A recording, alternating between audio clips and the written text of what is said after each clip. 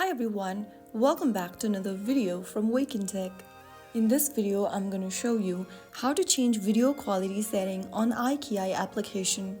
To change your video quality setting in iQIYI, first of all, go ahead and launch open the iQIYI application on your mobile device. Also make sure that you're logged into your account like you normally do.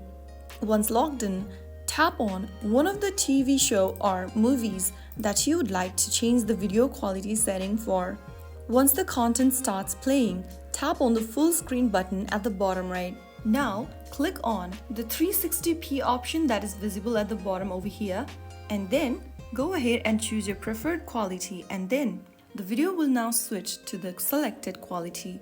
So that is how you can easily change the video quality setting on iQIYI. Remember that higher quality may require membership for some content. So that is how you can easily do it. If you found the video helpful, don't forget to like, share and subscribe to the channel by hitting the subscribe button. Press the bell icon so that you never miss out another upcoming upload from us. I'll see you in the next video. Stay tuned till then.